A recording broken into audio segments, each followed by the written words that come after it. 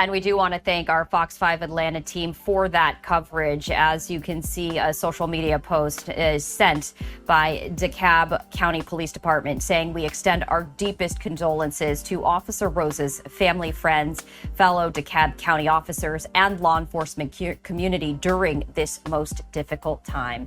And we continue to follow that breaking news as the Georgia Bureau of Investigations sharing the identity of the man who was shot and killed there on campus. And we did want to share that social media post with you from our...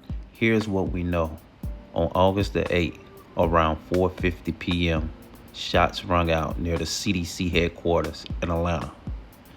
According to police, the shooter, Patrick Joseph White, opened fire on multiple CDC buildings from across the street.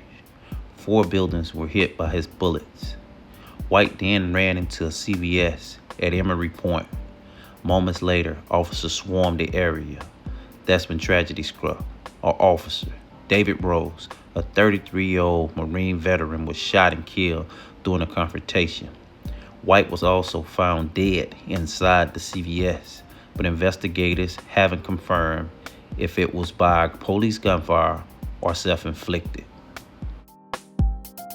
Down late this afternoon, a nearby driver capturing what appears to be rapid gunfire. Take a listen.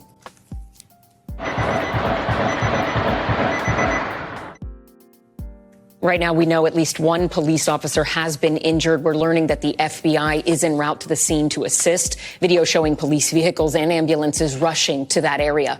Both Emory University and the additional CDC. suspects. We have heard from DeKalb County and its chief spokesperson that an officer was injured as a result of this and taken to Emory Hospital. The condition of that officer has not yet been released, and whether or not they were subject to gunfire or just injured in the course of responding to it. So those are details that we're still hoping to get. The shelter in place lifted. People are still being advised to stay close to home, certainly stay away from this very active investigation. The sound of that gunfire that we heard so very clearly on that tape, clearly coming from a semi-automatic weapon, but we don't know if that came from the suspect or we don't know if that came from the police officer potentially returning fire. How the suspect died in the course of this shooting, that's still something we're waiting to get an update on from police. No initial indication. It's still early in this investigation, but no initial sense from investigators that are there on scene, based on folks we've spoken to, that the CDC or Emory University were somehow targeted here, and there's no indication